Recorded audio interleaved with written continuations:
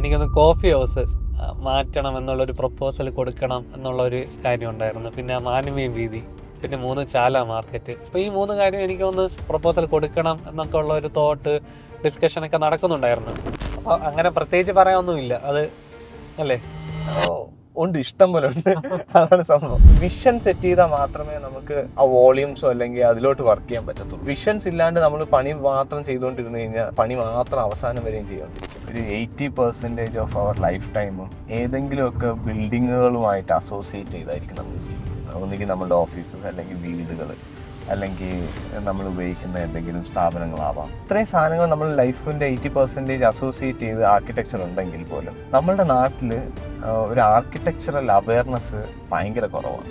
പക്ഷേ ഭയങ്കര മീഡിയോക്കർ ആയിട്ടുള്ള ഡിസൈൻസ് വെച്ചിട്ട് നമ്മൾ ഒരു ഡൊമസ്റ്റിക് ടൂറിസത്തിനെ ഇമ്പ്രൂവ് ചെയ്യുന്നതിനേക്കാൾ ഉപരി ഒരു എക്സ്ട്രാ ഓർഡിനറി സസ്റ്റൈനബിൾ ആയിട്ടുള്ള ഇവിടുത്തെ ഒരു നേച്ചറിനെ കൺസിഡർ ചെയ്തുകൊണ്ടുള്ള ഡിസൈൻസ് നമുക്ക് കൊണ്ടുവരാൻ പറ്റി കഴിഞ്ഞ് കഴിഞ്ഞാൽ നമുക്ക് ടൂറിസത്തിൽ എന്തോരം ഓപ്പർച്യൂണിറ്റീസ് ആണ് നമുക്ക് കേരളത്തിൽ കൊണ്ടുവരാൻ പറ്റുന്നത്.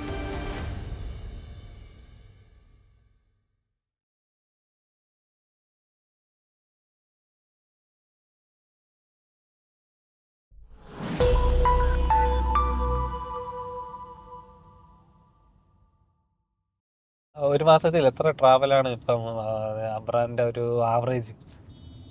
മിനിമം ഒരു ട്രാവലെങ്കിലും എന്തായാലും ഉണ്ടാകും. Minimum travel. ഈ ഇതുവരെ ട്രാവൽ ചെയ്തിട്ടുള്ളതിൽ ഏറ്റവും ബ്യൂട്ടിഫുൾ ആയിട്ട് തോന്നിയ അല്ലെങ്കിൽ എക്സ്പീരിയൻസ്ഫുൾ ആയിട്ട് തോന്നിയ ഏത് ഒരു മൊമെന്റ് അല്ലെങ്കിൽ ഏത് ട്രാവലാണ്, എവിടത്തേക്കാണ്? എനിക്ക് എല്ലാ ട്രാവൽസും ഭയങ്കര ഇമ്പോർട്ടൻറ്റ് ട്രാവൽസ് തന്നെയാണ് സത്യം പറഞ്ഞു കഴിഞ്ഞാൽ. ഒരു ട്രാവലായിട്ട്, കാരണം ഓരോ ട്രാവൽസിലും നമുക്ക് കിട്ടുന്നത് വേറെ വേറെ വേറെ വേറെ ലൈഫ് ചേഞ്ചിങ്, ഓരോ ട്രാവലിന് ഒരുപാട് കാണും, എക്സ്പീരിയൻസ് കാണും. അപ്പോൾ അങ്ങനെ പ്രത്യേകിച്ച് പറയാനൊന്നുമില്ല, അത് അല്ലേ? ഉണ്ട്, ഇഷ്ടം പോലെ ഉണ്ട്. അതാണ് സംഭവം. ഇപ്പം എനിക്ക് തോന്നുന്നു നമ്മളിപ്പോൾ നെക്സ്റ്റ് മന്ത് ആലോചിക്കുന്ന ഒരു ട്രാവൽ എന്ന് പറയുന്നത് നമ്മൾ ഷിലോങ്, മേഘാലയ, ഗുവാഹട്ടി, കൊൽക്കട്ട. അപ്പോൾ കൊൽക്കട്ടയിലൊരു പന്താൽ ഫെസ്റ്റ് ഒക്കെ ഉണ്ട്. അപ്പം പന്താൽ ഫെസ്റ്റ് ഒക്കെ കാണുക, തിരിച്ചു വരിക. ഇത് നിങ്ങൾ ഡിസൈൻസ് കമ്മ്യൂണിറ്റി മൊത്തത്തിലുള്ള ഒരു കളക്റ്റീവായിട്ടുള്ള ഒരു ട്രിപ്പാണോ, അതോ അബ്രാൻ്റെ പേഴ്സണൽ, അതെങ്ങനെയാണ് അത് ആ ഒരു രൂപീകരണം? ഇപ്പം കഴിഞ്ഞ പ്രാവശ്യം വിളിച്ചപ്പോഴും എനിക്ക് ഒന്ന് ഒരു നമ്മളെ ഡേറ്റ് മാറാനുള്ള 1-2 കാരണം, 2-3 തവണ നമ്മളെ ഡേറ്റ് അങ്ങോട്ടും ഇങ്ങോട്ട് മാറ്റിയിട്ടുണ്ട്. കാരണം 2 പ്രാവശ്യം എനിക്ക് ഒന്ന് ട്രാവലായിട്ട് ബന്ധപ്പെട്ടാണ്. അപ്പം ഈ പറയുന്ന കണക്ക് ഒരു ഡിസൈനേഴ്സ് കമ്മ്യൂണിറ്റിയുടെ തന്നെ ഒരു ഇതാണോ, ഒരു കളക്റ്റീവ് ട്രിപ്പാണോ? ഈ ഡിസൈനേഴ്സ് കമ്മ്യൂണിറ്റി ആയിട്ട് നിലനിന്ന് ഒരു ട്രാവൽ ഓർഗനൈസ് ചെയ്യാറില്ല. പക്ഷെ ഡിസൈനേഴ്സ് കമ്മ്യൂണിറ്റിയുടെ ഉള്ളിലുള്ള മനുഷ്യരുമായിട്ട് തന്നെ ആയിരിക്കും ട്രാവൽ മിക്കവാറും. അതിൽ ആർക്കാണോ താല്പര്യമുള്ളവർക്ക് ആരെങ്കിലും ഒരാൾ ഇപ്പൊ ഷിലോങ്ങിന്റെ ഒരു ട്രാവൽ പ്ലാൻ ചെയ്ത് റോജിയാണ്. അപ്പം റോജി ഇങ്ങനെ ഒരു സംഭവം പറഞ്ഞു, അപ്പൊ നമുക്ക് ബാക്കിയുള്ളവർക്ക് ഇൻട്രസ്റ്റ് വന്ന് അങ്ങനെ ഒരു 10 ആൾക്കാർ ഒരുമിച്ച് കൂടി നമുക്ക് പോവാം. ഇനിയും ചിലപ്പോൾ ആൾക്കാർ കൂടുമായിരിക്കും, ചിലപ്പോൾ കുറയുമായിരിക്കും, കുറയത്തില്ല. എനിക്ക് ഇങ്ങനെ അൺപ്ലാൻഡ് പ്ലാൻസ് ആണ് കുറച്ചുകൂടെ, മേ ബി ഒരു പ്ലാൻലെസ് പ്ലാൻസ് എന്ന് പറയാം. അതിന് അങ്ങനെ യാത്ര ചെയ്യാനാണ് ഭയങ്കര ഇഷ്ടം. അത് പക്ഷേ പ്രൊഫഷണൽ ലൈഫിൽ ഒരുപാട് ബുദ്ധിമുട്ട് വന്നിട്ടുണ്ട്. ഈ ഒരു പറഞ്ഞ ഒരു നേച്ചർ കാരണം ഉണ്ടാവാൻ ചാൻസ് ഉള്ള ഒരു ഏരിയയാണ്. അവിടെ എനിക്ക് തോന്നുന്നു ഞങ്ങളുടെ ക്ലയൻസിനെയൊക്കെ നമ്മൾ ആ രീതിയിൽ പരുവപ്പെടുത്തിയെടുത്തിട്ടുണ്ട്. ബിക്കോസ് ലൈക്ക് എന്ന് വെച്ച് കഴിഞ്ഞാൽ അത് ഈസിലി പ്ലാൻ ചെയ്യാൻ പറ്റുന്ന കാര്യങ്ങളാണ്. ഇന്ന് നമ്മളിപ്പം ഇന്റർനെറ്റും ബാക്കി കാര്യങ്ങളും എല്ലാം ഉള്ളത് കൊണ്ടും നമുക്ക് റിമോട്ട്ലി തന്നെ ഓപ്പറേറ്റ് ചെയ്യാൻ പറ്റുന്നതാണ് നമ്മുടെ ഓഫീസുമായിട്ടൊക്കെ. പിന്നെ ഞാൻ ഒറ്റയ്ക്ക് ഒരു സ്ഥാപനവും നടത്തിയിട്ടില്ല. അപ്പം അത് ഇപ്പം അബ്നാൻസിലാണെങ്കിൽ ഉജ്ജ്വലുണ്ട്. ഇപ്പം ഞാനിവിടെ ഇല്ലാത്ത സമയത്തൊക്കെ ഉജ്ജ്വല തന്നെയാണ് കംപ്ലീറ്റ്ലി ഹാൻഡിൽ ചെയ്യുന്നത്. അപ്പം നമുക്ക് എന്തെങ്കിലുമൊക്കെ ആവശ്യം ഉണ്ടെങ്കിൽ നമ്മൾ ഓൺലൈനിൽ അവൈലബിൾ ആവുക എന്നുള്ളതൊക്കെ തന്നെയാണ്. അപ്പം അത് നമ്മളൊരു സ്ഥാപനം ഒറ്റയ്ക്ക് നടത്തുന്നതും കുറച്ച് ഒരു പാർട്ട്നേഴ്സ് ആയിട്ട് നടത്തുന്നതിന്റെയും ഒരു അഡ്വാൻറ്റേജ് ആണ്. അഡ്വാൻറ്റേജ് എടുക്കാൻ പറ്റുന്നുണ്ട്. അതെ, തീർച്ചയായും. കാരണം ഞാൻ ആലോചിക്കുന്നത്, ഞാൻ എൻ്റെ ഗ്രോത്തിനെ ഞാൻ എപ്പോഴും വിശകലനം ചെയ്യുന്നത്, ഇന്ന് ഞാൻ ചെയ്യുന്ന പ്രവർത്തികൾ നാളെ ഞാൻ തന്നെ ചെയ്യേണ്ട ഒരു അവസ്ഥയിലോട്ട് വരരുത്. ഞാൻ ഇന്ന് ചെയ്യുന്ന കാര്യങ്ങൾ ഏകദേശം ഒന്ന് പോളിഷ്ഡ് ആക്കുക, അതിന് ഡെലിഗേറ്റ് ചെയ്യുക ആ വർക്ക്, എന്നിട്ട് പുതിയ റെസ്പോൺസിബിലിറ്റീസ് തേടി ഒരു യാത്രയായിരിക്കണം എൻ്റെത്. എന്നുവെച്ചാൽ അടുത്ത റെസ്പോൺസിബിലിറ്റി എന്തെടുക്കാം. അപ്പം I can build another team എനിക്ക് പിറകെ. എന്നുള്ളത്. കാരണം പുതിയ ലീഡേഴ്സിനെ ബിൽഡ് ചെയ്യുക, അവർ പുതിയ ലീഡേഴ്സിനെ ബിൽഡ് ചെയ്യുക എന്നുള്ള ഒരു കൾച്ചർ നമുക്ക് ഉള്ളിൽ തന്നെ കൊണ്ടുവരിക. അത് ഭയങ്കര രസമാണ്. എന്ന് വെച്ചാൽ നമ്മളിങ്ങനെ ഓരോ പോയിന്റ് ചെയ്യുമ്പോൾ ഇതൊക്കെ ഞാൻ പണ്ട് ചെയ്തിരുന്ന കാര്യങ്ങൾ എനിക്കിനി അതൊന്നും ചെയ്യാൻ പറ്റില്ല. കാരണം അതൊക്കെ ചെയ്യാൻ വേണ്ടിയിട്ട് ഒരുപാട് ആൾക്കാർ നമ്മളുടെ പിറകിലുണ്ടാവും. അപ്പം നമുക്കിനി പുതിയ റെസ്പോൺസിബിലിറ്റീസ് തേടി പോവുക. അടുത്ത റെസ്പോൺസിബിലിറ്റീസ് എന്താണ്? അപ്പൊ അത് എന്നെ പലപ്പോഴും യാത്രകൾ തന്നെയാണ് എന്നെ അതിലോട്ട് നയിച്ചിട്ടുള്ളത്. മോട്ടിവേറ്റഡ് ആയിട്ട് നിൽക്കാൻ പുതിയ പുതിയ കാര്യങ്ങൾ ചെയ്യുക.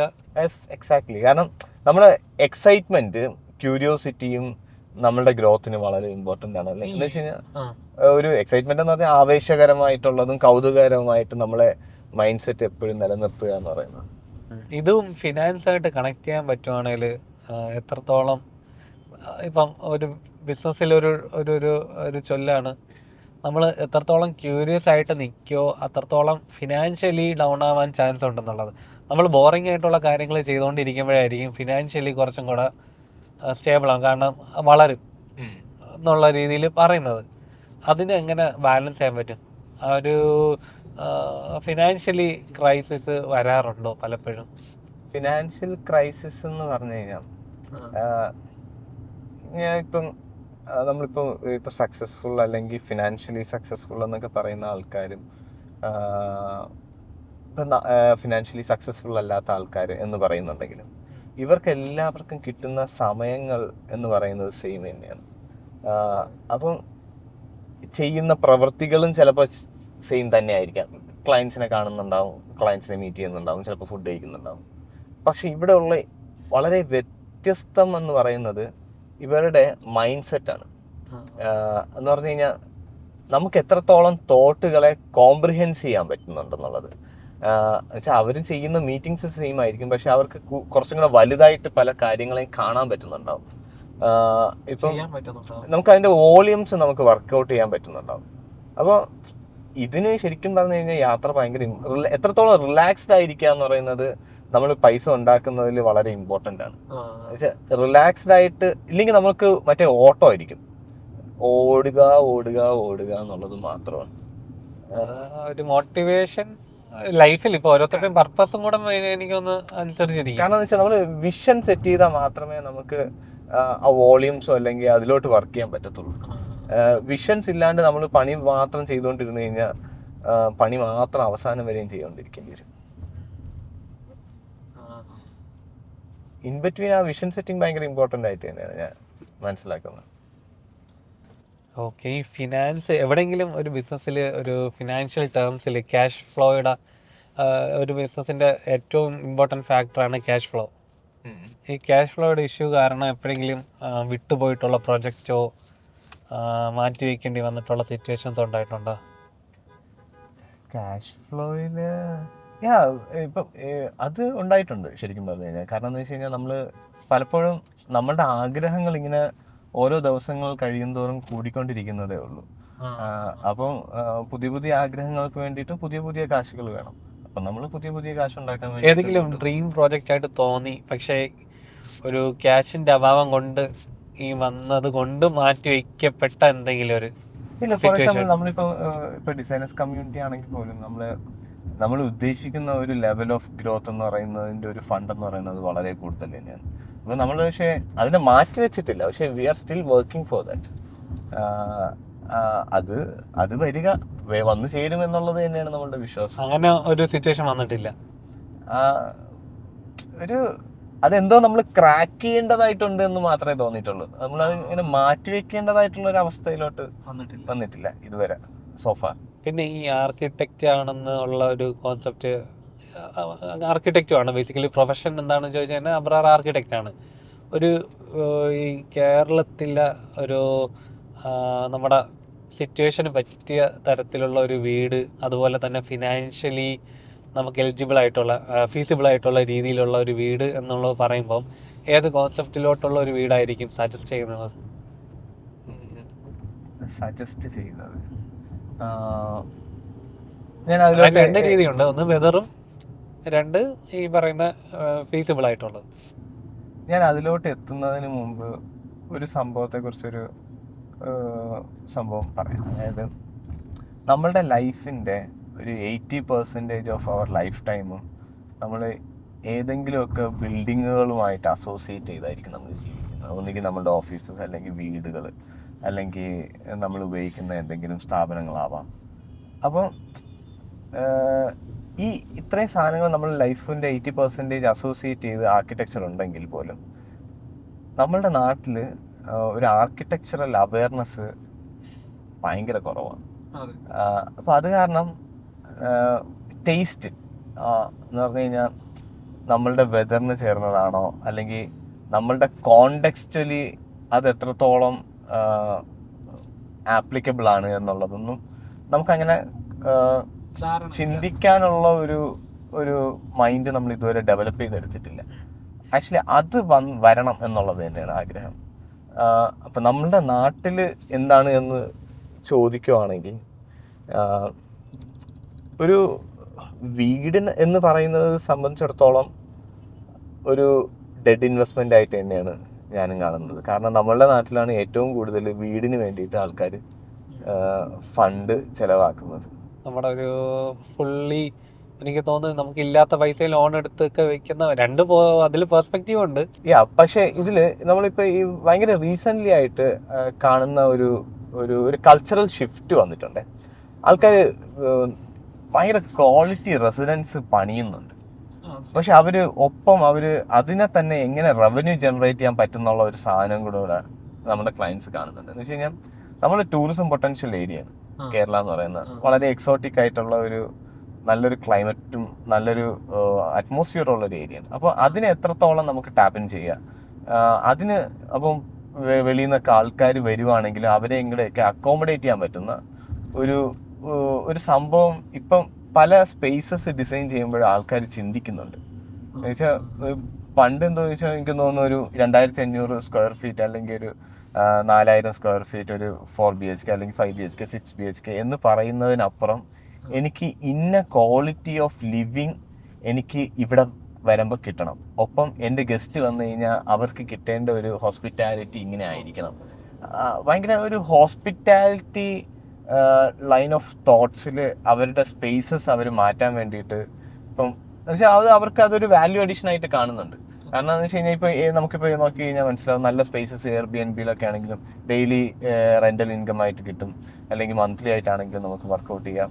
അപ്പം ആ ഒരു ആസ്പെക്റ്റിലൊക്കെ നല്ല ക്വാളിറ്റി സ്പേസസ് ഇപ്പം ഡിസൈൻ ചെയ്യാൻ വേണ്ടിയിട്ട് ആൾക്കാർ വളരെ വല്ലാണ്ട് ഒരുപാട് ആൾക്കാർ വരുന്നുണ്ട്.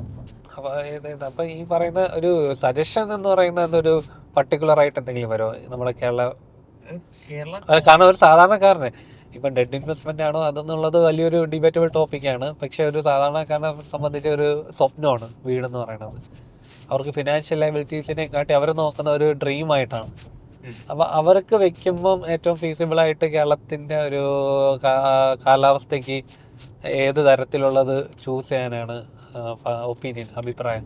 കാരണം ഒരൊറ്റ സാധനമാണ് ശരി എന്നുള്ളത് എനിക്ക് പറയാൻ വളരെ ബുദ്ധിമുട്ടുണ്ട്. കാരണം നമ്മളിപ്പോൾ ഒരു മ്യൂസിക്കിനെ കുറിച്ച് പറഞ്ഞു കഴിഞ്ഞാൽ കുറെ റിലേറ്റബിൾ ആയിരിക്കും, അല്ലെങ്കിൽ മൂവീസിനെ പറ്റി പറഞ്ഞാൽ റിലേറ്റബിൾ ആയിരിക്കും. കാരണം ഈ മൂവീസിലും മ്യൂസിക്കിലും ഡിഫറെന്റ് ജോണേഴ്സ് ഉണ്ട്. എന്നുവെച്ചാൽ ടേസ്റ്റ് ആണ്. എന്ന് വെച്ചാൽ നമുക്ക് ഇഷ്ടമുള്ള ടേസ്റ്റിനനുസരിച്ച് ഇപ്പൊ ഈ ഓരോ ജോണേഴ്സിൽ തന്നെ മോശപ്പെട്ട മ്യൂസിക്കും ഉണ്ടാവും, നല്ല മ്യൂസിക്കും ഉണ്ടാവും. അപ്പം ടേസ്റ്റിനനുസരിച്ച് നമ്മളുടെ സാധനങ്ങൾ എടുക്കുക. ഇപ്പം കോണ്ടെക്സ്റ്റലി എന്നുവെച്ചാൽ ഈ മൂവീസിലും സോങ്സിലും ഒക്കെ തന്നെ കോണ്ടെക്സ്റ്റൽ റെഫറൻസസ് ഉണ്ടാവും. ഇപ്പം നമ്മളുടെ നാടുകളിൽ പോകുന്ന ഇപ്പോൾ ഒരു പർട്ടിക്കുലർ ജോണറിൽ തന്നെ എന്തോരം ഇൻസ്ട്രുമെന്റ്സ് യൂസ് ചെയ്യണം എന്നുള്ളത്. അപ്പോൾ നമ്മളുടെ ഒരു വീട് വെക്കുമ്പോൾ പോലും നമ്മളുടെ നാട്ടിൽ കുറെ കൂടെ കോണ്ടെക്സ്റ്റലി സ്യൂട്ടബിൾ ആയിട്ടുള്ള മെറ്റീരിയൽസ് യൂസ് ചെയ്യുക, നമുക്ക് നമ്മളുടെ കൾച്ചറുമായിട്ട് അഡാപ്റ്റ് ചെയ്യാൻ പറ്റുന്ന ടൈപ്പ് ഓഫ് സ്പേഷ്യൽ റിലേഷൻസ് കൊണ്ടുവരിക. ഇപ്പം പുറത്തോട്ടൊക്കെ ഇപ്പം നെതർലാൻഡ്സിലൊക്കെ നോക്കുന്ന സമയത്ത് അവർ ഗ്ലാസും കാര്യങ്ങളും എന്നുവെച്ചാൽ അവർക്കൊരു ഇൻഡോർ ഔട്ട്ഡോർ ഒരു റിലേഷൻ വളരെ ഇമ്പോർട്ടൻ്റ് ആയിട്ടുള്ള, എന്നുവെച്ചാൽ പ്രൈവസി വളരെ ഇമ്പോർട്ടൻ്റ് ആയിട്ടുള്ള ഒരു സ്പേസസ് അല്ല. പക്ഷേ നമ്മളെ സംബന്ധിച്ചിടത്തോളം പ്രൈവസീസ് ഭയങ്കര ഇമ്പോർട്ടൻ്റ് ആണ്. പക്ഷെ നമുക്ക് ഒരു ഔട്ട്ഡോർ സ്പേസസ് എക്സ്പീരിയൻസ് ചെയ്യണം എന്നുള്ളത് ഭയങ്കര ഇമ്പോർട്ടൻ്റ് ആണ്. അപ്പം നമ്മളുടെ കൾച്ചറലി നോക്കുമ്പോൾ കുറേ സ്പേഷ്യൽ റിലേഷൻസും കാര്യങ്ങളൊക്കെ മാറിയും തിരിഞ്ഞൊക്കെ വരുന്നുണ്ട്. അപ്പം ബെറ്റർ ഒരു ആർക്കിടെക്റ്റിനെ പോയി കൺസൾട്ട് ചെയ്യുക ഒരു വീട് വെക്കുന്നതിന് മുമ്പ്.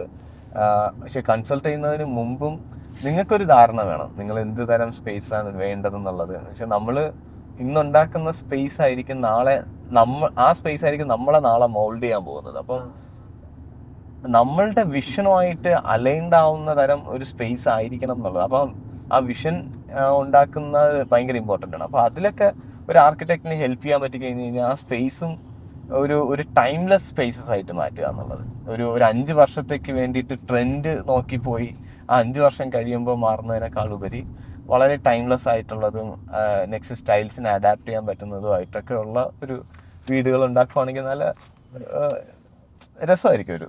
ഇപ്പോൾ ഒരു ആസ് ആർക്കിടെക്റ്റ് നമുക്ക് ഒരു വീട് വെക്കുമ്പം എത്രത്തോളം ഒരു സാധാരണക്കാരനെ സംബന്ധിച്ചാണ് ഞാൻ സംസാരിക്കുന്നത്.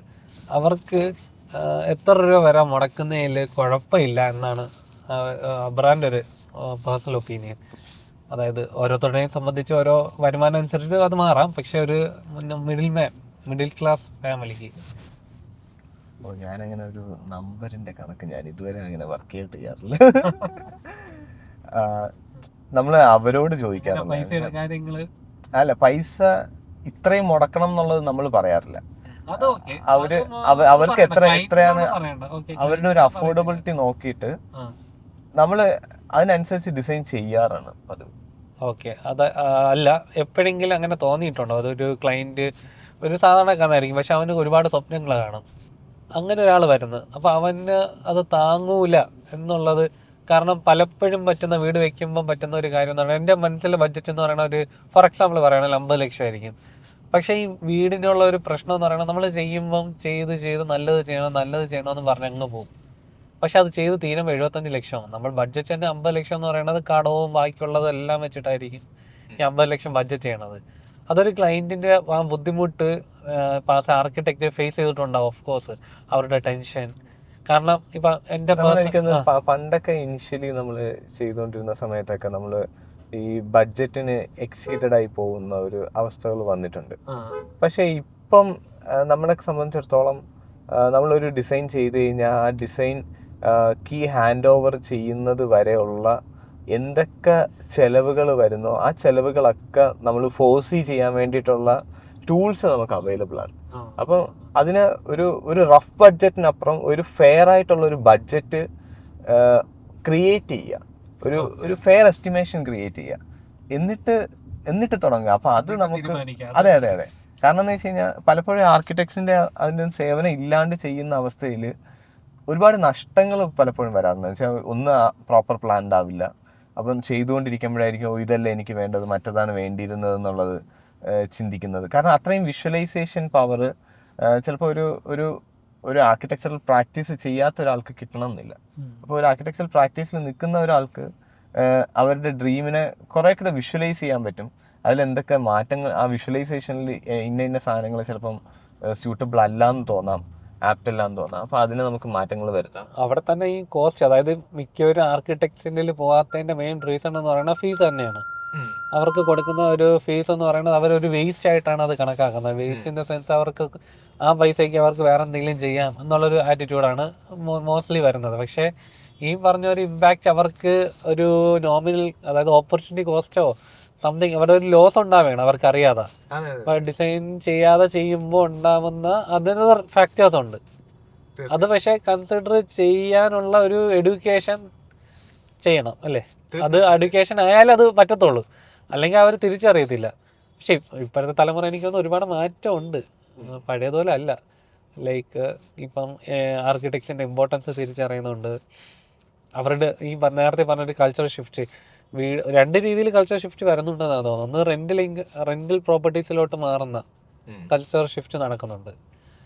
രണ്ട് വെക്കുന്ന ആൾക്കാർ ഈ പറയുന്ന എക്സ്പീരിയൻസ് അല്ലെങ്കിൽ കുറച്ചും കൂടെ ഹോസ്പിറ്റാലിറ്റി മൈൻഡും കൂടെ ഉള്ള തരത്തിലും വരുന്നുണ്ട്. അപ്പൊ ആ ഒരു ഇമ്പാക്റ്റ് എനിക്ക് തോന്നുന്നു വരുന്നുണ്ട്. ആർക്കിടെക്ചറിന്റെ ഇമ്പോർട്ടൻസ് മനസ്സിലാക്കുന്നുണ്ട്. പക്ഷെ നമുക്കൊരു ഭയങ്കര അൺടാപ്ഡ് മാർക്കറ്റാണ്. കാരണം ഇന്ത്യയിൽ ഒരു 140 കോടി ജനങ്ങൾ എന്തോ ഉണ്ട്. അപ്പൊ അതില് 5% താഴെ ആൾക്കാർ മാത്രമേ ഒരു ആർക്കിടെക്ചർ സേവനം അനുഷ്ഠിക്കുന്നുള്ളൂ എന്നുള്ളതാണ്. ഒന്ന് ചിലപ്പം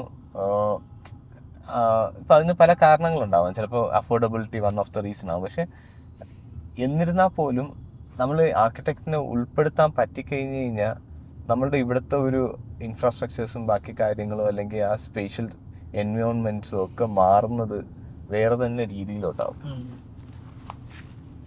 ഈ ഇടയ്ക്ക് ജസ്റ്റ് ക്യൂരിയോസിറ്റിയുടെ പറഞ്ഞ് വയ്ക്കാണ്, ബാംഗ്ലൂർ എയർപോർട്ടിലോട്ടൊക്കെ പോകുമ്പോൾ നമ്മൾ കാണുന്ന ഒരു അമേസിങ് ഇൻറ്റീരിയറാണ്. അവിടെയൊക്കെ ഈ ആർക്കിടെക്റ്റിൻ്റെ സേവനങ്ങൾ ഓഫ് കോഴ്സ് ഉണ്ടായിരിക്കണമല്ലോ. തീർച്ചയായും. കാരണം എനിക്കൊന്ന് നമ്മൾ അതിശയിച്ച് പോകും ആ എയർപോർട്ടൊക്കെ കാണുമ്പോഴേ. എനിക്കത് ഇന്ത്യയിലെ തന്നെ ടോപ്പ് ബ്യൂട്ടിഫുൾ, അതിനെ പറ്റി എന്തെങ്കിലും അറിയാവോ? ബാംഗ്ലൂർ എയർപോർട്ടിനെ പറ്റിയല്ലോ, അങ്ങനെ എയർപോർട്ട്സിൽ ഇൻറ്റീരിയർ ചെയ്യുന്ന ഇത് ഇപ്പം ഈ ഐക്കോണിക് ബിൽഡിങ്സ്, ലാൻഡ്മാർക്സ് ക്രിയേറ്റ് ചെയ്യുക. ഇപ്പം നമ്മൾ ഒരുപാട് ബ്രിഡ്ജസ് ഒക്കെ പണിതു. ഒരു ഐക്കോണിക് ബ്രിഡ്ജ് പണിത് കഴിഞ്ഞ് കഴിഞ്ഞാൽ ആ സ്പേസ്, ആ ബ്രിഡ്ജ് കാരണം ആ സ്പേസ് എത്രത്തോളം ബ്രാൻഡഡ് ആയി പോകുന്നുണ്ടെന്നുള്ളത്. ഒന്നുമല്ല, നിങ്ങൾ ബുർജ് ഖലീഫിനെ കുറിച്ച് ആലോചിച്ചാൽ മതി. ദുബായിൽ ബുർജ് ഖലീഫ വന്നതിന് ശേഷം ആ ദുബായിന് കിട്ടിയ ഒരു മൈലേജും അതിന് കിട്ടിയ ഒരു എക്സ്പോഷറും തന്നെ ഡിഫറെൻ്റ് ആണ്. അപ്പം നമ്മുടെ നാട്ടിൽ തന്നെ നമ്മൾ ഇപ്പോഴും ഒരു ലാൻഡ്മാർക്ക് ഉണ്ടാക്കാൻ പറ്റുന്ന ഒരു സാധനങ്ങൾ, അല്ലെങ്കിൽ ഒരു നമുക്ക് ഈ സ്പേസസ് കുറെ കൂടെ ട്രാവൽ ചെയ്യാൻ പറ്റുന്ന രീതിയിലുള്ള തരം ഡിസൈൻസ് ഒന്നും ഇപ്പോഴും അങ്ങനെ ചിന്തിക്കുന്നില്ല. എന്നുവെച്ചാൽ അത് നമുക്കൊട്ടും ഒരു കയ്യെത്താ ദൂരത്ത് നിൽക്കുന്ന കാര്യങ്ങളാണ് എന്നുള്ളത് രീതിയിലാണ് നമ്മൾ പലപ്പോഴും അതിനെ അപ്രോച്ച് ചെയ്യുന്നത് പോലും. അപ്പം അങ്ങനത്തെ സംഭവങ്ങളൊക്കെ വന്നു കഴിഞ്ഞാൽ മാത്രമേ, ഭയങ്കര മീഡിയോക്കർ ആയിട്ടുള്ള ഡിസൈൻസ് വെച്ചിട്ട് നമ്മൾ ഒരു ഡൊമസ്റ്റിക് ടൂറിസത്തിനെ ഇമ്പ്രൂവ് ചെയ്യുന്നതിനേക്കാൾ ഉപരി ഒരു എക്സ്ട്രാ ഓർഡിനറി സസ്റ്റൈനബിൾ ആയിട്ടുള്ള ഇവിടുത്തെ ഒരു നേച്ചറിനെ കൺസിഡർ ചെയ്തുകൊണ്ടുള്ള ഡിസൈൻസ് നമുക്ക് കൊണ്ടുവരാൻ പറ്റിക്കഴിഞ്ഞ് കഴിഞ്ഞാൽ നമുക്ക് ടൂറിസത്തിൽ എന്തോരം ഓപ്പർച്യൂണിറ്റീസാണ് നമുക്ക് കേരളത്തിൽ കൊണ്ടുവരാൻ പറ്റുന്നത്. ഒന്നുമല്ല, നമ്മൾ ടൂറിസം ഗൈഡ് ലൈൻസ് പ്രോപ്പറായിട്ട് കൊണ്ടുവരിക. ഇപ്പോൾ തന്നെ ഞാനിപ്പം ട്രാവൽ ചെയ്യുന്ന സമയത്തൊക്കെ തന്നെ കേരളത്തിൽ പല സ്ഥലത്തും പണ്ടൊക്കെ പോയിട്ടുള്ള സ്ഥലം ഇപ്പം പോകുമ്പം അവിടെ മൊത്തം പ്ലാസ്റ്റിക്കുകളും പ്ലാസ്റ്റിക് കുപ്പികളും ഒക്കെ. അപ്പം നമുക്ക് ഭയങ്കര വിഷമമാണ് വരുന്നത്. അപ്പോൾ അവിടെ ടൂറിസത്തിലുള്ള ഗൈഡ് ലൈൻസ് അങ്ങനത്തെ സംഭവം വെച്ചാൽ ഇതൊക്കെ പോളിസി ഡിസൈൻസിൽ വരേണ്ട സംഭവങ്ങളാണ്. എന്നുവെച്ചാൽ നമ്മളെ ഒന്നുമല്ല, ഓരോ ബോർഡേഴ്സ് മാറുമ്പം കൾച്ചേഴ്സ് മാറുന്നു എന്നുള്ളതാണ്. അപ്പോൾ അതെന്തുകൊണ്ടെന്ന് പറഞ്ഞു കഴിഞ്ഞാൽ അവിടുത്തെ രാഷ്ട്രീയക്കാരുടെ മികവ് തന്നെയാണ്. എന്നുവെച്ചാൽ അവർക്ക് വേണ്ടിയിട്ടുള്ള എന്ത് കൾച്ചറാണ് ബിൽഡ് ചെയ്യുന്നത് അതിന് വേണ്ടിയിട്ട് അവർ പോളിസീസ് ഡിസൈൻ ചെയ്യുന്നു എന്നുള്ളത്. ഈ ഇപ്പം പറഞ്ഞ സ്ഥലത്ത് ഈ കേരളത്തിൽ ആർക്കിടെക്ചറൽ ആസ്പെക്റ്റിൽ എന്ത് തരം മാറ്റങ്ങളാണ് ഒരു ഓൺ ദ സ്പോട്ടിൽ തോന്നുന്നത്? അത്യാവശ്യമായിട്ട് എത്രയും പെട്ടെന്ന് മാറ്റേണ്ട കാര്യങ്ങൾ. നമ്മുടെ പബ്ലിക് ഇൻഫ്രാസ്ട്രക്ചേഴ്സ് ഔട്ട്സ്റ്റാൻഡിങ് ആക്കണം. അത് ഒരു ജനറൽ തോട്ടല്ലേ, എനിക്കും അത് പറയാലോ. ആ ഒരു പെർസ്പെക്റ്റീവ് അല്ല എനിക്ക് വേണ്ടത്. ഞാൻ ചോദിച്ചത് എന്ന് വെച്ചാൽ ഇപ്പം എനിക്ക് മുന്നേ പറഞ്ഞിട്ടുള്ള ഒരു എക്സാമ്പിളായിട്ട് പറയാം.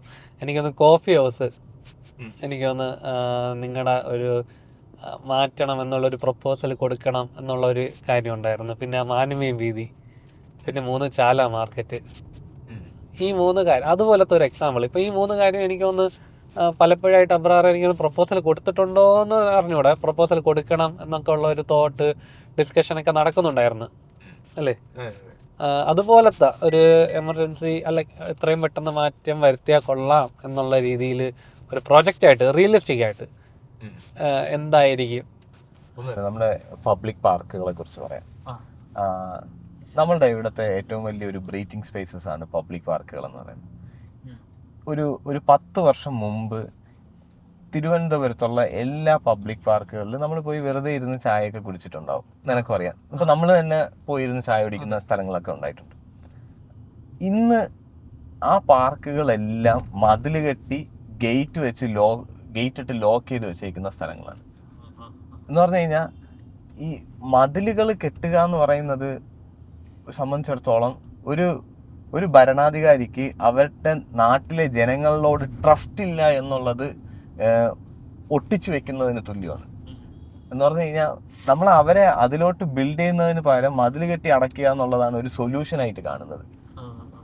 അപ്പോൾ ആ പാർക്കുകളെല്ലാം ഇന്ന് മറ്റേ പാമ്പുകൾ കിടക്കുന്നതും അല്ലെങ്കിൽ കാരണം മതിലുകൾ കെട്ടുമ്പം അതിൻ്റെ അകത്ത് എന്ത് നടത്തിക്കഴിഞ്ഞാലും ഒരു കാര്യവും വലിയ റോഡിലുള്ളവർ അറിയത്തില്ല. അപ്പൊ അത് കാരണം അവര് ലോക്കും കൂടെ ചെയ്യുന്നു. അപ്പൊ അതിന്റെ ഉള്ളിലോട്ട് ആരും കയറരുത് എന്നുള്ളൊരു അവസ്ഥയിലോട്ട് മാറി.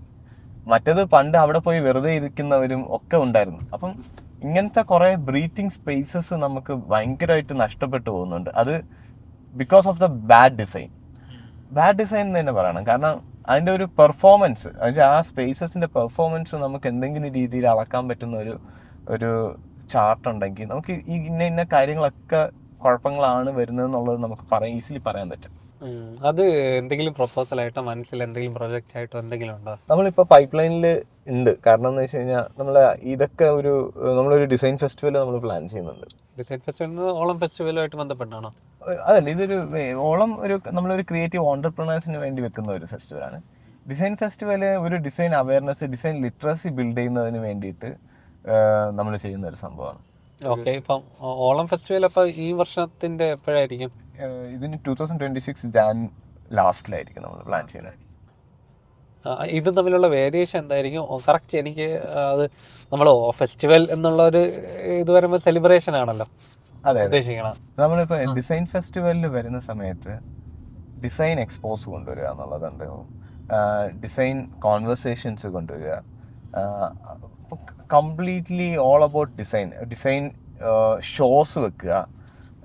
ഇപ്പം ഫോർ എക്സാമ്പിൾ നമ്മൾ ലൈറ്റിംഗ് ആണെങ്കിൽ ലൈറ്റിങ്ങിൻ്റെ ഡിസൈൻ്റെ ഡിഫറെൻറ്റ് എക്സ്പീരിയൻസ്. കാരണം നമ്മുടെ നാട്ടിലുള്ളവർക്ക് ഒരു ഡിസൈൻ എക്സ്പോഷർ കൊണ്ടുവന്നു കഴിഞ്ഞാൽ, അല്ലെങ്കിൽ ഒരു മോഹം കൊണ്ടുവരണം, ഇന്ന സാധനങ്ങൾ ഉണ്ട് എന്നുള്ള ഒരു ധാരണ കൊണ്ടുവരുമ്പോഴാണ് ഇന്ന സാധനങ്ങൾ എനിക്ക് വേണം എന്ന ആഗ്രഹം തുടങ്ങുന്നത്, ഒരു ഡിമാൻഡ് ക്രിയേറ്റ് ചെയ്യുക. അപ്പോൾ അതിന് വേണ്ടിയിട്ടാണ് ഡിസൈൻ ഫെസ്റ്റിവൽ കൊണ്ടുവരുന്നത്. അപ്പം നമ്മൾ ഫെസ്റ്റിവൽസിൻ്റെ ഒരു ഇമ്പോർട്ടൻസ് എന്ന് പറയുന്നത്, ഫെസ്റ്റിവൽസ് കുറെ കൂടെ ഒരു സോഷ്യൽ തിങ്കിങ് പോലെയാണ്. ജനങ്ങൾ ഒരുമിച്ച് ചിന്തിക്കാൻ പ്രേരിപ്പിക്കുന്ന ഘടകങ്ങളാണ് ഫെസ്റ്റിവൽസ്, പാർട്ടീസ് ഒക്കെ. അതിലൂടെ ഈ പറയുന്ന ഇവന്റ് ഒരു കാറ്റലിസ്റ്റ് ആയിട്ട് ആക്ട് ചെയ്യാൻ പറ്റും. പെട്ടെന്ന് പബ്ലിക്കിനോട്ടുള്ള എൻട്രി എനിക്കൊന്ന് എളുപ്പമാണ്. അതെ അതെ അതെ, ഫെസ്റ്റിവൽ വഴി. അതെ അതെ. അപ്പോൾ അതുവഴി ഉള്ള ഒരു റൂട്ട് അല്ലെങ്കിൽ ഒരു ഇൻട്രസ്റ്റ് ഡെവലപ്പ് ചെയ്യാൻ പറ്റും അല്ലേ? അതെ അതെ അതെ. ഓളം ഫെസ്റ്റിവലിനെ പറ്റിയുള്ള ഒരു എന്തെങ്കിലും നിങ്ങൾക്ക് പ്ലാനോ മീൻസ് ഗോയിങ് ഫോർവേഡ്? ഓളം ഫെസ്റ്റിവലിനെ പറ്റി പറയുകയാണെങ്കിൽ, നമ്മൾ ഓളം ഫെസ്റ്റിവൽ ഒരു 2018 സ്റ്റാർട്ട് ചെയ്യുന്ന സമയത്ത് ഒരു ഫ്ലീ മാർക്കറ്റ് ആയിട്ടാണ് കൺസീവ് ചെയ്തത്. പക്ഷേ സ്ലോലി ആ ടൈമിൽ തന്നെ അത് മോർ ദാൻ ഒരു ഒരു ആറ്റിറ്റ്യൂഡ് അതിനുണ്ടായിരുന്നു. കാരണം നമ്മളുടെ ആ ടീം എല്ലാവരും ആർക്കിടെക്ട്സും ആർട്ടിസ്റ്റും ഡിസൈനേഴ്സും ആയത് കാരണം ഒരു മോർ ദാൻ ഫ്ലീ എലമെന്റ്സ് ആ ഫസ്റ്റ് ഫ്ലീയിൽ തന്നെ ഉണ്ടായിരുന്നു. അപ്പോൾ നെക്സ്റ്റ് ഫ്ലീ തൊട്ട് നമ്മൾ അതിനെ എലിവേറ്റ് ചെയ്ത ഒരു ഓളം ഫെസ്റ്റിവലായിട്ട് മാറ്റുക എന്നുള്ളൊരു. അപ്പോൾ ഫെസ്റ്റിവലിൽ ഉണ്ടാവുന്ന കുഞ്ഞു കാര്യങ്ങളെ ഇതിലോട്ട് ഇൻകോർപ്പറേറ്റ് ചെയ്യുക. ഈ ജനുവരിയിൽ എന്തെങ്കിലും സ്പെഷ്യൽ, ഇത്തവണത്തെ ഓളത്തിൽ എന്തെങ്കിലും സ്പെഷ്യൽ കാര്യങ്ങളോ എലമെന്റ്സോ ഉണ്ടോ? യെസ്, നമ്മളത് തന്നെയാണ് ആലോചിക്കുന്നത്. കാരണം നമ്മൾ ഓളം ഒരു ഫെസ്റ്റിവൽ ചെയ്യാൻ വേണ്ടിയിട്ട് ചെയ്യുക എന്നുള്ളതിനേക്കാൾ ഉപരി എന്തെങ്കിലും ഉണ്ടെങ്കിൽ മാത്രമേ നമ്മൾ ഫെസ്റ്റിവൽ ചെയ്യത്തുള്ളൂ എന്നുള്ളതാണ്. അപ്പം ഒരു ഫെസ്റ്റിവൽ എന്നുള്ള സാധനം ഇപ്പോൾ ഒരു ക്രിയേറ്റേഴ്സ് ഫെസ്റ്റിവൽ എന്നുള്ളൊരു രീതിയിൽ നമ്മൾ അതിനെ പൊസിഷൻ ചെയ്യുക എന്നുള്ളതാണ് ആലോചിക്കുന്നത്. ഇത് തമ്മിലുള്ള ഡിസൈനേഴ്സ് ഫെസ്റ്റിവലും ക്രിയേറ്റേഴ്സ്, ഇത് ഓൾ അബൌട്ട് ഒരു ക്രിയേറ്റീവ് ഓണ്ടർപ്രണേഴ്സിൻ്റെ മാത്രമുള്ള ഒരു ഫെസ്റ്റിവലാണ്. ക്രിയേറ്റീവ് ഓണ്ടർപ്രണേഴ്സ് അല്ലെങ്കിൽ ക്രിയേറ്റീവ് മ്യൂസീഷ്യൻസ് അങ്ങനെയുള്ള ആൾക്കാർക്ക് വേണ്ടിയിട്ടുള്ളത്. ഡിസൈൻ ഫെസ്റ്റിവൽ എന്ന് പറയുമ്പോൾ കുറേ കൂടെ കോൺവെർസേഷനും ടോക്കും കുറച്ചും കൂടെ ഒരു എക്സ്പോ സെറ്റപ്പിലോട്ട് പോകും അല്ലേ? എക്സിബിഷൻ, അതും ഒരു മൾട്ടിപ്പിൾ വെന്യൂസിലായിരിക്കും. നമ്മൾ കുറെ കൂടെ ഒരു ഗവൺമെന്റ് കൊളാബറേഷൻസിലും ഒക്കെ ആയിട്ട് വർക്ക് ചെയ്യുന്ന ഒരു രീതിയിലാണ് അതിനെ നോക്കുന്നത്. അത് ഉടനെ ഉണ്ടാവോ? നമ്മൾ 2027 നമ്മളത് പ്ലാൻ ചെയ്യുന്നത്. അപ്പം ഇനിയുള്ള പിന്നെ ഈ പറയുന്ന ഇത്രയും വെഞ്ചേഴ്സ് ഇനിയും വരാനുണ്ട് അല്ലേ? അതില് ടൈം മാനേജ്മെന്റ് ഒരു വലിയൊരു ഘടകമായിരിക്കും. ഞാനിപ്പോൾ ആലോചിക്കുന്ന ഒരു സാധനം എന്ന് പറയുന്നത് ഡിസിപ്ലിൻ ആക്ച്വലി ഭയങ്കര ഇമ്പോർട്ടൻ്റ് തന്നെയാണ്. അത് ഏത് പ്രൊഫഷനായാലും ലൈഫിലായാലും ബിസിനസ്സിലായാലും. അതിപ്പോൾ ഞാനൊക്കെ ഇപ്പം ഇങ്ങനെ ട്രാവൽ ചെയ്ത് നടക്കുന്നത് പോലെ പുറമേ നോക്കുന്നുണ്ടെങ്കിലും എനിക്ക് വർക്കാവുന്ന ഒരു ഡിസിപ്ലിൻ ഞാൻ എന്നിൽ കൊണ്ടുവന്നിട്ടുണ്ട്. ഇല്ലെങ്കിൽ എനിക്കിങ്ങനെ അഴിഞ്ഞാടി നടക്കാൻ പറ്റത്തില്ല എല്ലാ സാധനങ്ങളും വെച്ചിട്ട്. നമുക്ക് ഇപ്പം വേറെ ആൾക്കാർ നോക്കുമ്പോഴാണെങ്കിലും ഇവര് ഫുൾ ടൈം ട്രാവലിംഗ് ആണല്ലോ, ഇങ്ങനെ ഇതായിട്ട് നടക്കുവാണല്ലോ എന്ന് ആലോചിക്കുന്നുണ്ടെങ്കിൽ നമുക്ക് അതിൻ്റെ പുറകിൽ നമ്മളൊരു എഫേർട്ട് ഇടുന്നുണ്ട്. എന്ന് വെച്ച് കഴിഞ്ഞാൽ ഇന്ന സാധനങ്ങൾ കറക്റ്റ് സമയത്ത് പോവുക എന്നുള്ളതും ആ ഒരു സിസ്റ്റം ഇല്ലെങ്കിൽ നടക്കത്തില്ല, വർക്കൗട്ട് ആവത്തില്ല. ഉറപ്പായിട്ടും. അപ്പൊ ഓരോ ആൾക്കാരും സം സോർട്ട് ഓഫ് ഡിസിപ്ലിൻ, അത് പുറമേ ഭയങ്കര ഒരു ഡിസോർഡറും കവോസും ആയിട്ടിരുന്നാലും അവനെ മാനേജ് ചെയ്യാൻ വേണ്ടിയിട്ട് ഒരു ഡിസിപ്ലിൻ അവൻ ഉണ്ടാക്കിയില്ലെങ്കിൽ കുത്തുവാളെടുക്കും, ഫെയിലർ ആയി പോകും. അതെ, അതന്നെയാണ് സിസ്റ്റം എന്ന് പറയാം നമുക്ക്. ഒരു ഡിസിപ്ലിൻ ആൻഡ് സിസ്റ്റം ഡെവലപ്പ് ചെയ്യുക എന്ന് പറയും. ഉറപ്പായിട്ടും തീർച്ചയായും. ഓക്കെ, അപ്പോൾ ഇനിയുള്ള വെഞ്ചേഴ്സിലൊക്കെ പാർട്ടാവട്ടെ. എനിക്കൊന്ന് ഡിസൈൻസ് കമ്മ്യൂണിറ്റി എനിക്കൊന്ന് ഒരു വലിയൊരു ഇൻവെസ്റ്റ്മെൻറ്റ്സ് ഒക്കെ വന്ന് അത് വലിയ രീതിയിലോട്ട് വന്നു കഴിഞ്ഞാൽ അത്രത്തോളം കാണാൻ പറ്റും. ഈ പറഞ്ഞ കണക്കൊരു ഏത് രീതിയിലോട്ടാണ് പോകുന്നതെന്നും എനിക്ക് അറിഞ്ഞൂടാ. നമ്മൾ അത് 10 വർഷം മുന്നേ സംസാരിച്ചപ്പോഴും അന്നും അറിഞ്ഞൂടാ. അതെ, നമുക്ക് അറിഞ്ഞൂടാ കേട്ടോ സത്യം പറഞ്ഞാൽ. അല്ല, അത് നമുക്ക് ആ ഒരു ഐഡിയ ഉണ്ട്, പക്ഷെ അത് എങ്ങനെയൊക്കെയാണ് നമുക്കത് എവല്യൂഷൻ ചെയ്ത് വരുന്നതെന്നുള്ള, ഇവോൾവ് ചെയ്ത് വരുന്നതെന്നുള്ളത് കണ്ടറിയാം. എനിക്ക് തോന്നുന്നു അത് ഇൻവെസ്റ്റ്മെന്റ്സും പ്രോപ്പർ ഇൻവെസ്റ്റ്മെന്റ്സും കാര്യങ്ങളൊക്കെ വന്നു കഴിഞ്ഞാൽ അത് ചിലപ്പോൾ വേറൊരു രീതിയിലോട്ടായിരിക്കും പോകുന്നത്. തീർച്ചയായും. അന്ന് നമ്മൾ 10 വർഷം മുന്നേ സംസാരിച്ച രീതിയല്ല ഇപ്പം സംസാരിക്കുമ്പോൾ. അതിൽ കംപ്ലീറ്റ്ലി ഡിഫറെൻറ്റ് ആറ്റിറ്റ്യൂഡാണ്, ഡിഫറെൻറ്റ് പെർസ്പെക്റ്റീവാണ്, ഡിഫറെൻറ്റ് കാഴ്ചപ്പാടുകളെല്ലാം ആയി. അപ്പം എനിക്ക് തോന്നുന്നു ഇനിയും അത് മാറിക്കൊണ്ടിരിക്കും, ഇവോൾവ് ആയിക്കൊണ്ടിരിക്കും. ഇവോൾവ് ആവണം, എന്നാലേ ഒരു ബിസിനസ് നിലനിൽക്കത്തുള്ളൂ. എനിക്ക് തോന്നുന്നു ആ ഒരു ഇൻവെസ്റ്റ്മെന്റ്സ് കാര്യങ്ങളും വരുന്നതിനനുസരിച്ചിട്ട് ആ വളർച്ചയെ നമുക്ക് കാണാം. നിങ്ങളുടെ കൂടെ നമ്മളും കണ്ട് വളരാം. തീർച്ചയായും. ഈ കൊളാബറേഷൻസ് എന്ന് പറയുന്നത് ഭയങ്കര ഒരു സംഭവം തന്നെയാണ്. ഇപ്പം നമ്മളെ സംബന്ധിച്ചിടത്തോളം വളരെ വലിയൊരു അഡ്വാൻറ്റേജ് ആണ് നമുക്ക് പർപ്പല്ല നമ്മളോടൊപ്പം ഉണ്ടാവുന്നത്. നമുക്കപ്പോൾ എന്ത് കാര്യങ്ങളും ഫിനാൻസിനെ കുറിച്ചൊന്നും നമ്മൾ അറിയേണ്ട ആവശ്യമേ ഇല്ല. അപ്പോൾ ആ ഒരു സൈഡെല്ലാം നമ്മളിപ്പം നിങ്ങളുടെ അടുത്ത് വന്ന് മീറ്റ് ചെയ്യുക. ഇപ്പം എന്തെങ്കിലും ഒരു സാധനം ഉണ്ടെങ്കിൽ അഭിലാഷ് ഇങ്ങനെ സാധനമാണ്, ഈ സംഭവം ചെയ്യണം എന്നുള്ളത് പറയാൻ പറ്റുക. അപ്പം അതേപോലെ തന്നെ ഇപ്പം ബാക്കി എത്രത്തോളം നമ്മളുടെ ഒരു നെറ്റ്വർക്കും കൊളാബറേഷൻസും ബിൽഡ് ചെയ്യുക അത്രത്തോളം എളുപ്പമായിരിക്കും നമ്മളുടെ പല കാര്യങ്ങളും മുന്നോട്ട് കൊണ്ടുപോകാം. അല്ലാണ്ട് റാദർ ദാൻ നമ്മൾ ഒറ്റയ്ക്ക് എല്ലാം ചെയ്യുള്ളൂ എന്ന് വിചാരിക്കുന്നത് സ്ലോയും വളർച്ചയും സ്കെയിലബിൾ അല്ല, അത് ഒട്ടുമല്ല. അപ്പം അങ്ങനെ വൈൻഡപ്പ് ചെയ്യാം അല്ലേ? യെസ്.